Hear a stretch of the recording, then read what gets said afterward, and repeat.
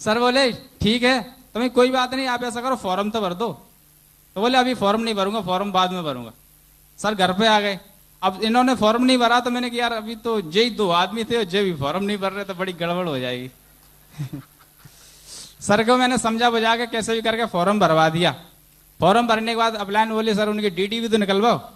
जब डीडी नहीं निकलेगा तो चेक कैसे आएगा, पहले एक रेफरेंस पे चेक आ जाता था। चेक के चक्कर में मैंने सर बोला, मैंने कि कैसे भी करके डीडी निकालो। सर बोले चलो पैसे तो देखो है नहीं, लेकिन मेरे पास दूसरे के दुकानदारों की रेजगारी आती है, रेजगारी रखी हुई है। तो मैंने सबको समझा बुझा के नहीं है, सर के घर पहुंचे तो सर ने अपनी छोटी छोटी पोल्ट्रियां निकाली।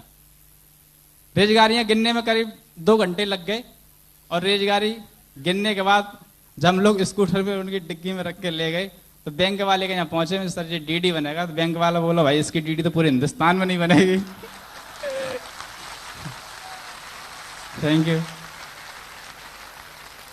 मैंने कहा सर डीडी क्यों नहीं बनेगी? बोले ये कौन गिनेगा यहाँ पैसे? मैं लेके फिर भाई उन अपलाइन के पास पहुंचा, मैं सर जी ये कैसी समस्या हल करवाओ, आप इनके पैसे बनवाओ। सबको किसी को 200 रुपए दिए, उनसे 200 रुपए की रोजगारी दी, उनसे 200 रुपए लिए, किसी को 500 दिए, किसी को 100 दिए। ऐसे करके हमने कम से कम 3-4 घंटे में वो पैसे इकट्ठे कर पाए। और डीडी बनवाने के बाद जैसे डीडी डिस्पैच किया तो मेरा चेक आ गया।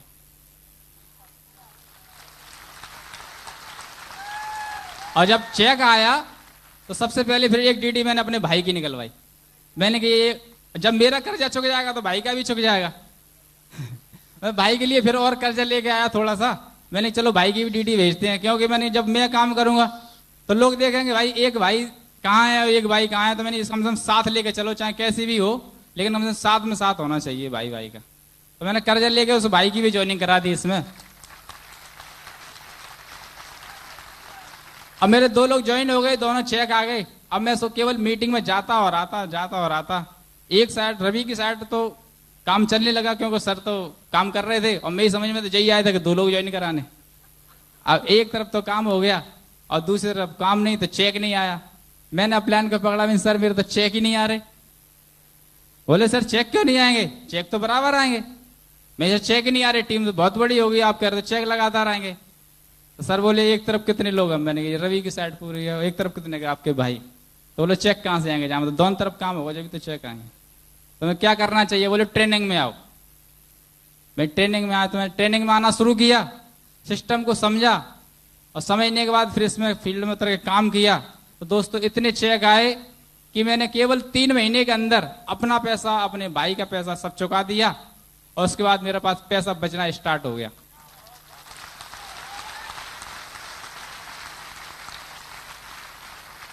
वैसे आज से सिस्टम से पहले जब कभी मैं कोई छोटा मोटा भी काम करता था, सिर्फ ब्याज वाले के पास जाता था। लेकिन जब से मेरे पास सिस्टम मैंने काम शुरू किया है, आज मेरे पास छोटा काम आ जाए बड़ा, मैं किसी के पास पैसे लेने नहीं जाता, क्योंकि मेरे पास खुद पैसे इतने रहते हैं।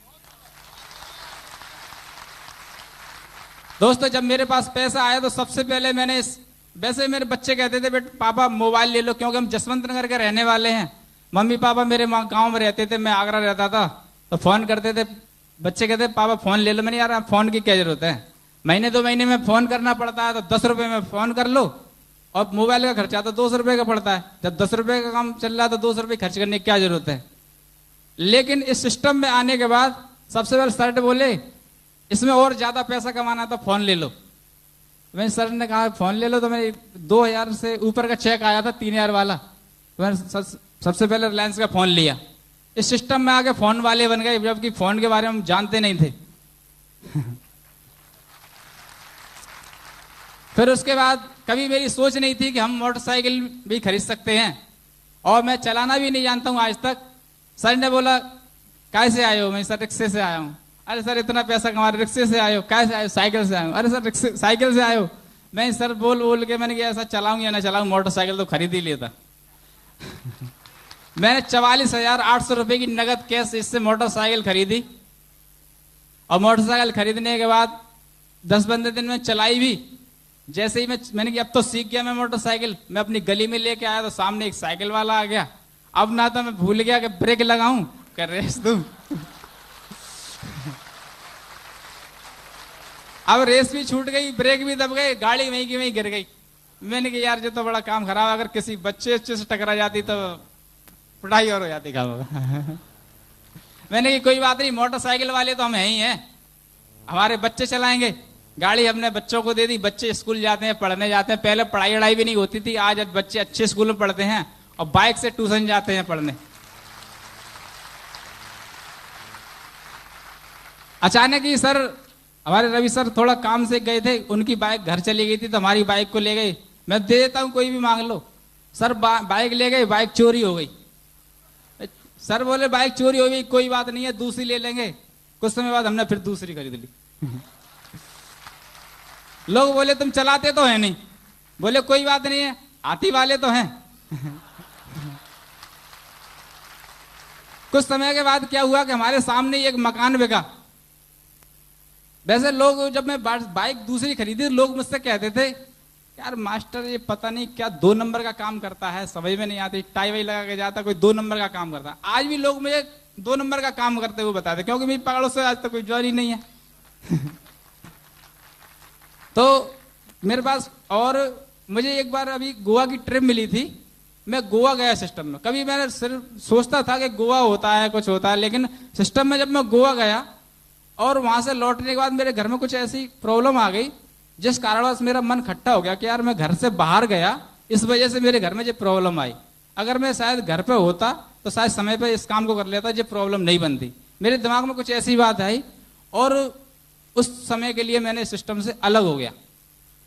मैंने कहा अब यार बच्चे सही तो सब कुछ सही, मैंने कहा पैसे, बच्चे ही नहीं होंगे तो फिर पैसे का क्या होगा।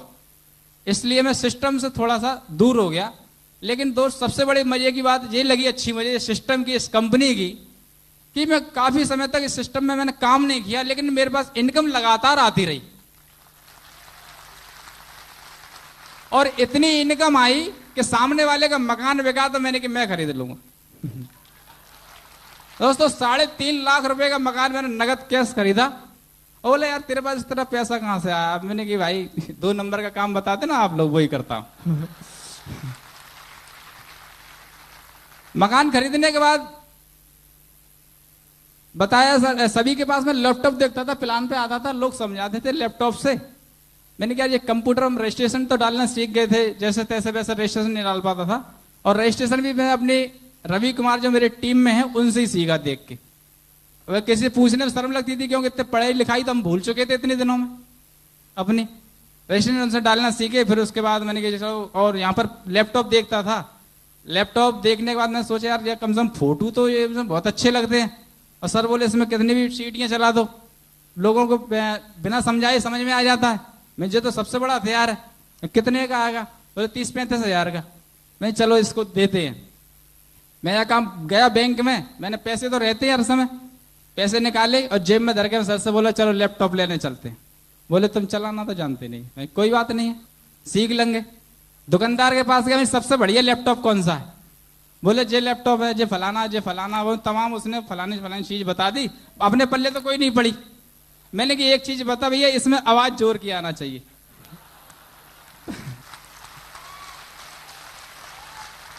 कभी किसी कमरे में अगर बैठ के मैं 10 लोगों को दिखाऊं तो सामने वाले को आवाज जोर की आना चाहिए, ताकि उसके समझ में आ जाए कि हाँ ये चीज क्या है। और इसमें मैं जो कोई मतलब नहीं है, इसकी आवाज जोर के आना चाहिए, बस साफ दिखाना चाहिए। बोले ठीक है। ये 31,000 कुछ रुपए का था, टोटल करीब 32,000 का पड़ा। मैंने 32,000 रुपए उसके सामने रख दिए। अब मैंने एक काम करो भाई जी, एक बात बता दो कि ये चालू कैसा होगा और बंद कैसा होगा।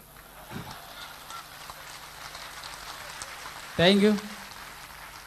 बोले मैं ऊपर से नीचे तक देखा उसने, बोला यार तुम टाई वाई बांधे हुए हो और पैसे इतने जेब में रखे घूम रहे हो, लैपटॉप खरीदो। तुम बोले चालू कैसे होगा बंद कैसे होगा, आप चक्कर क्या है? मैंने चक्कर कुछ नहीं ऐसा है, हम इस लाइव कंपनी में काम करते हैं, नेटवर्क मार्केटिंग है और उसमें केवल प्लान दिखाते हैं, लोगों को शो करते हैं, इससे हमको पैसा आता है। तो बोले पहले सीख लेते, जब ले लेते। मैंने ये तो घर की चीज है, मैंने कहा अगर खराबी तो होगी और क्या होगा, दूसरा ले लेंगे। मैं वहां पर सर ने मुझे लैपटॉप दिया, मैं ले आया, फिर घर पर मैंने चालू किया, बंद किया, 1-2 दफे बस, और सीख गया। मेरे आज बच्चे भी लैपटॉप चलाते हैं और मैं भी साथ में लैपटॉप लेके घूमता हूं। इस सिस्टम से मुझे इतना सब कुछ मिला, बहुत कुछ मिला है। लेकिन इस सिस्टम में जो सबसे बड़ी खासियत है, मेन चीज है ट्रेनिंग। और अपलाइन का विश्वास। कभी भी कोई भी अपलाइन अपनी ग्रुप का बुरा नहीं चाहती। हमारे वैसे तो अपलाइन सर ने बताया अभी कुछ समय पहले कामधारी और नामधारी, हमारी अपलाइन तो कई अपलाइन है, लेकिन बीच से सबरी अपलाइन गायब हैं। डायरेक्ट हमारा ग्रेवाल सर और माधव सर से टचमेंट है। हमेशा हमें सर से एलर्जी मिलती रहती है और सर हमें बार बार कांटेक्ट करते रहते हैं, और उसी वजह से ये समझ लो आज मुझे नहीं पता है क्या सिटियों में काम पहुंच गया, वो दो की वजह से। कई शहरों में कई राज्यों में काम चल रहा है, टीम बढ़ती चली जा रही है, पैसा आता चला जा रहा है, पता नहीं चलता कहां से आ जाता है। जैसे सर ने एक दफे बताया दिल्ली वाली ट्रेनिंग में कि जैन सर कह रहे थे यार कैसा बिजनेस कर लिया है जो 2 लाख रुपए बंदे नहीं होते, खर्च नहीं होते, तब तक आ जाते हैं। और वही चक्कर मेरे साथ होने वाला है कि पैसे खर्च नहीं कर पाता हूं, तब तक फिर हो जाते हैं। दोस्तों मैंने कभी 3-4 हजार रुपए महीने में कभी नहीं कमा पाए, लेकिन इस महीने की मेरी इनकम है जो 32,000 रुपए की है।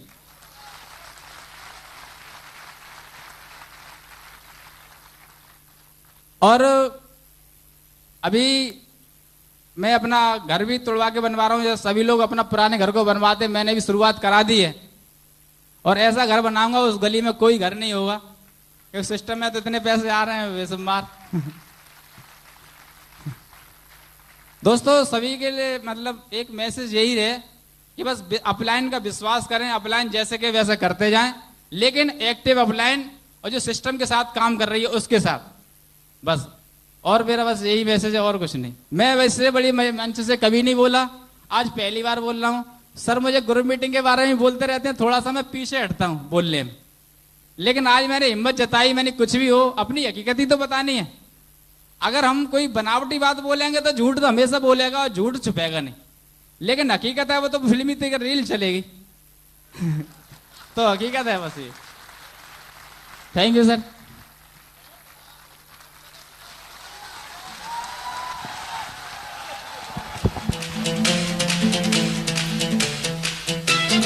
Thank you. महेश जी की पर्सनल इच्छा है कि इनको संजय जैन जी के हाथों से बुके दिया जाए, तो मैं चाहूंगा संजय जैन जी आएं और महेश जी को बुके दें। जोरदार तालियां महेश जी के लिए।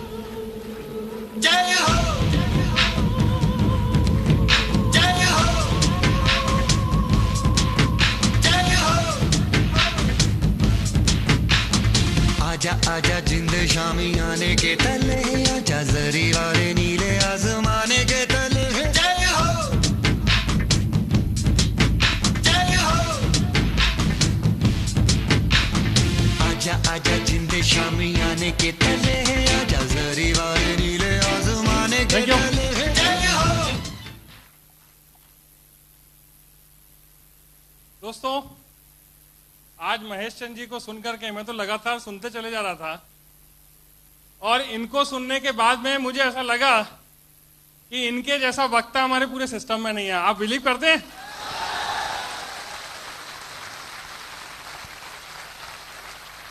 बहुत ही सहज तरीके से दिल में जो भी बातें आ रही थी ऐसी कुछ बातचीत कर रहे थे कि जैसा कोई हमारा दोस्त सामने खड़ो करके हमसे बातचीत कर रहा। आप फील कर रहे थे? नेचुरल आवाज थी। और पता नहीं आपके साथ क्या हुआ, मेरे दिल को भी इसने चोट की है बहुत जम के अंदर तक।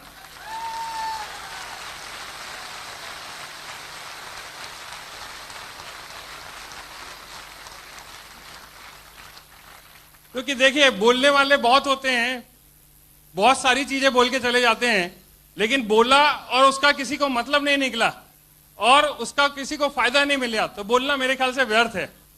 और आज महेश चंद जी ने जो कुछ भी बोला है मैं भी यहां से मोटिवेट होकर के जा रहा हूं। Thank you. बहुत बढ़िया, बहुत बढ़िया।